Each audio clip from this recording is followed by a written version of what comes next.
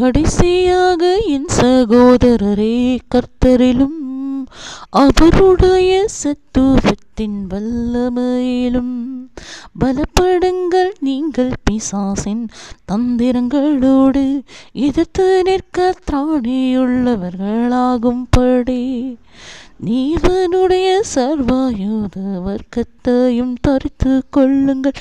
ஏனெனில் மாம்சத்தோடும் இரத்தத்தோடும் அல்ல, துரைத்தனங்களோடும் அதிகாரங்களோடும் இப்பிரபஞ்சத்தின் அந்தகார லோகாதிபதிகளோடும் வானமண்டலங்களில் உள்ள பொல்லாத ஆவிகளின் சேனைகளோடும் நமக்கு போராட்டம் உண்டு.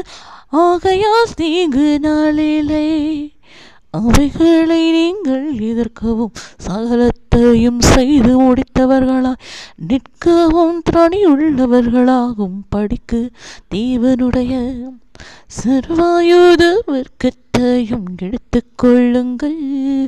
சத்தியம் என்னும் கச்சையை உங்கள் அறையில் கட்டினவர்களாயும் நீதி என்னும் மார்க்கவசத்தை தரித்தவர்களாயும் சமாதானத்தின் சுவிசேஷத்திற்குரிய ஆயத்தம் என்னும் பதரட்சையை கால்களிலே தொடுத்தவர்களாயும் பொல்லாங்கண்ணிகிற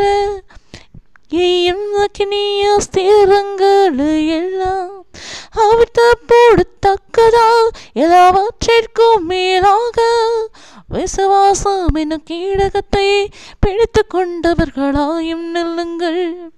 இரட்சண்யம் எனும் தலைச்சீராவின் தேவவசனமாகிய ஆவியின் பட்டயத்தையும் எடுத்து கொள்ளுங்கள்.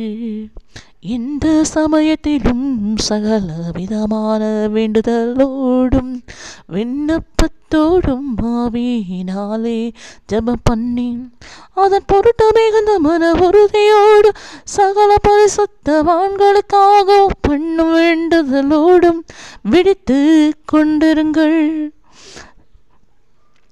எபிசியர் 6:10-18.